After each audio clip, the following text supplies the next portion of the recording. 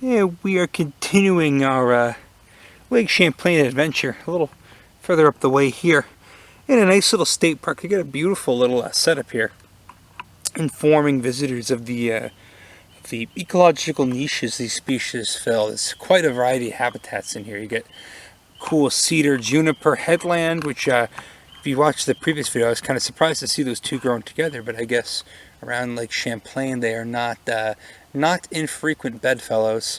Right in front of you there, that's Anemone acuteloba, Hepatica acuteloba, whatever genus they're putting it in right now. People will be sure to correct me, but typically I'll just say Anemone acuteloba. This is another high pH indicator plant. The Anemone hepatica or Anemone americana, whatever the hell they're calling it these days, the blunt-lobed hepatica is one that you would, Hepatica nobilis is another name for it, is one you would expect to see more abundantly in New England on the lower pH acidic type of stuff that we are typically used to. You've also got a Solidago flexicaulis here, the zigzag goldenrod, which we had seen. It's kind of growing everywhere over near the resort, and a nice, lovely juvenile elm. They got quite a beautiful forest makeup here. There's a big limestone bluff cutting through here. And again, if you didn't watch the previous video, that's okay. Just understand that limestone, though very common in much of the United States Midwest, is pretty rare here in New England. So these limestone bluffs are kind of a unique glimpse into a different ecological niches. So they get hemlock forest here, they got a green ash, red maple swamp. We're gonna go walk around and then check out our last couple locations for today. But yeah, we'll see what's going on.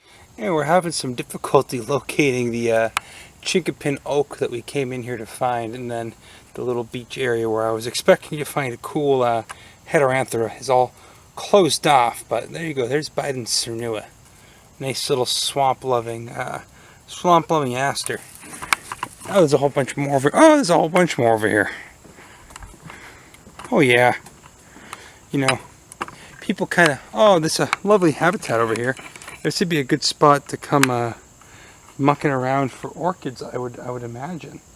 In fact, this looks like it could be someplace the Helianthus would like to go. But yeah, Biden's cernua, of all the species of Biden's, that's the real showy one. Not rare. Just again, one of those things that needs a specific habitat. Coming up next to a much more underappreciated species of Biden's frondosa. So, you get the showy one, and you get the standard issue. You get the discount package there. But, in any case, we might even just have to cut this one off. Just let this one go, and see if we can jump over to the next spot. It seems like it's getting dark, but actually this is the first time the sun's come out all day. But we still have a couple spots to go to, or at least that I'd like to attempt to go to. In any case, we'll keep you informed as to what exactly is happening. Nice owl house over there, or bird house. I guess it's the kind of the same thing though. And isn't that lovely? We got one of the native Helianthus here. I think this is Helianthus decapetalus. Of course, I probably butchered that when I was doing a whole video about this. What I called in the previous video Helianthus decapetalus, probably Helianthus tremosus, but they can be quite hard to tell apart. Oh god, now I can't remember the other one. So these go by the name pale sunflower, pale leaf sunflower. There's a woodland sunflower too, but that one definitely does not have. That one does not have much or any petiole to it, and the decapetalus and tremosus can be told apart predominantly. Come here, you bastard! Predominantly by their phyllaries there. As many Helianthus can be. So I'm gonna lean on the side of decapetalus. I think I was wrong last time I saw one. I'll have to correct the INET observation that led me to it. Opposite leaves, as many of the sunflowers do. Nice petioles on these, kind of a rough texture. But oh god, why can't I remember? I can't remember the name of the quote-unquote woodland sunflower. That one's real common. Not many people go out looking for these, but a lot of people should be planting them because they're real pretty. No known reliance on the calcareous substrate, but they're found throughout most of New England, as far as I'm aware. Anyway, we'll carry on. Yeah, sometimes you just gotta go what the hell, power through, and make the video anyway. You got what appears to be, at first blush, a eupatorium is actually what I believe to be Ageratina. If I get that confused going the other way, it'll be really funny because I messed that up last year. Also got a bunch of the basic loving but pretty much anything tolerant Asarum canadense, which is much more interesting when it's in bloom in the early spring. Of course, I can just redirect to that video where I talk all about it. But yeah, that one definitely does like the calcareous substrate. And in fact, all this stuff here is all this limestone.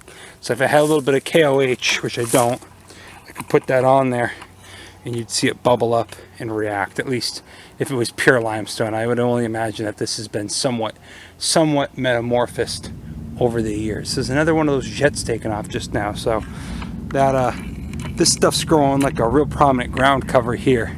You don't really see it don't generally see it that abundantly in Massachusetts, but it's native to it'll tolerate other types of substrate. So anyway, we'll carry on. We'll just continue on.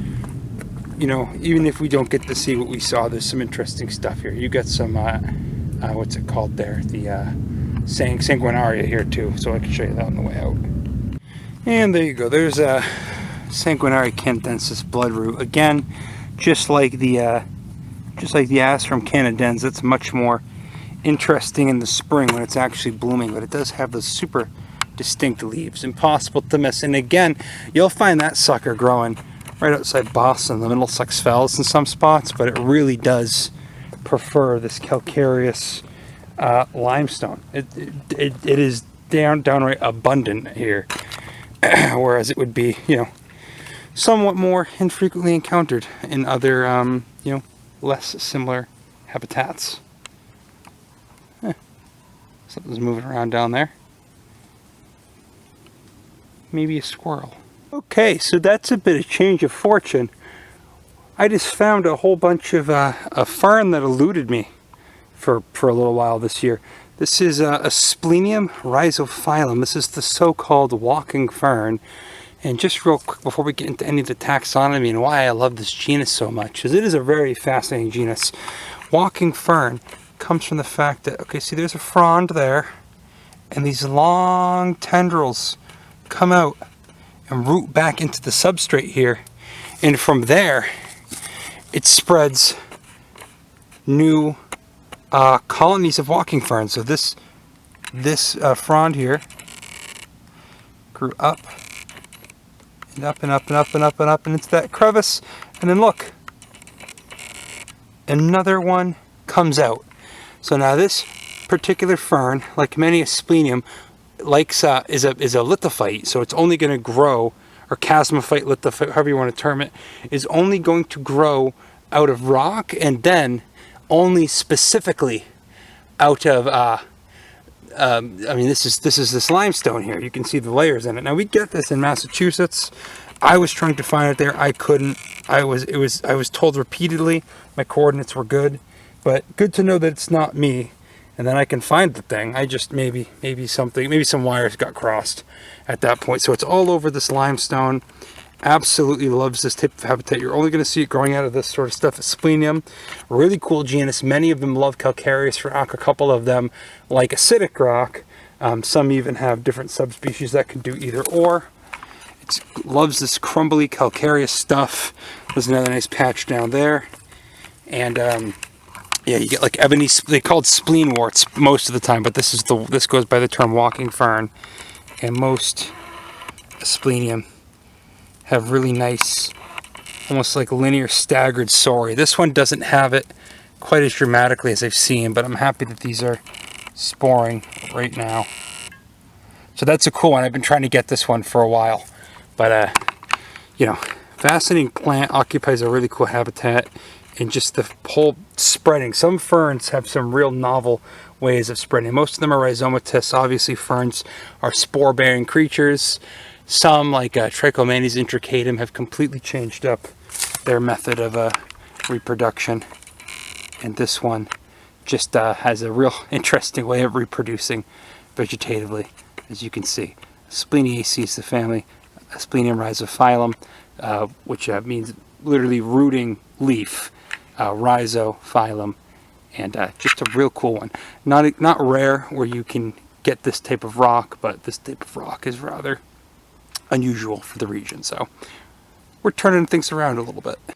So we'll take the Asplenium. We'll take the Asplenium rhizophyllum as our big win from this one. But here's a different species of Asplenium, actually growing with Asplenium rhizophyllum. So there's your walking fern, Asplenium rhizophyllum, and then just below it is Asplenium trichomanes, the maidenhair spleenwort. And you're probably thinking to yourself, sensibly, you know, those don't really look that similar. Why are they placed in the same genus? And again, a lot of that's going to come back to, just like with flowering plants, the reproductive structures there. So the lined up sori on trichomanes, or I'm sorry, on rhizophyllum. You get the lined up sori on Asplenium trichomanes too. Nice black rachis there. A lot of cool species of Asplenium, and they actually, they do all kind of look a little bit different from one to the other. So in any case, they might have a and this is the one I was talking about too. There's two subspecies. One grows closer to the coast and likes acidic rock, like granite, and I've seen it growing off like gabbro. And then the other one is this subspecies, which is pretty much just going to be growing off of calcareous rock. So they might have a chinkapin oak in the parking lot as a specimen. We'll at least show you. I mean, everybody's posting them, has been posting it in the winter. I'm guessing they're too big, too tall, and this is the worst time of year to come by and try to look at leaf litter. Come by a little bit later in the year, winter, that's a good time to identify trees by leaf litter. This is probably just about the worst time of year to do that. And I'm seeing that most people are doing that and only taking pictures of the bark. Very few people, other than the type specimen over there in the parking lot, had pictures of the tree. It was usually a bare tree with a picture of the leaf. So I'm guessing, that's my theory, is that they're just too tall. I'll have to look up and see how big they get. Certainly saw plenty of big, red oaks though. Those stood right out. So who's to say? In any case, lovely forest, lovely park. But we got a couple more things we got to do today. So we'll try to make this super quick. Well, okay, we finally found the one right in the parking lot. I don't know why it was so hard to find in the woods, but here it is. That's what those leaves look like. Kind of resemble, I think I'll focus a little bit better. Kind of almost resemble beech leaves, but those nodes are a lot, the sinuses are a lot wider. Apparently, if you really zoom in here, yeah, there we go. You can see little yellow nodes right in the tips of the leaves there. Really hard to see, actually. Probably easier to see when the plant is a little bit fresher for the year. But Quercus muehlenbergii, these ones are common out in the Midwest. Anywhere you get, again, calcareous substrate, you're going to get this, but that's such a rarity in New England. They basically just follow a line down the border of western New England and New York. This is pretty much the northeasternmost population of it, at least that naturally occurs. I'm not sure if these get planted out at all, but one of the reasons why you probably weren't seeing any saplings is these things just get mowed down, just absolutely mowed down by deer, and anywhere remotely close to a civilization they get pulled down by Celastrus orbiculatus. They get pulled down by bittersweet really badly. So this looks like a specimen tree that was planted here on purpose. It probably is growing along the limestone ledges, but I couldn't see it. In any case, happy we got to see it. It's really prefers marble, which you get as you get south of here. But again, just happy to have it on video. In any case, we'll sign this one off. Typical, yeah, that bark looks like any other oak to me, so not surprising I didn't see it if they were growing right up in the canopy.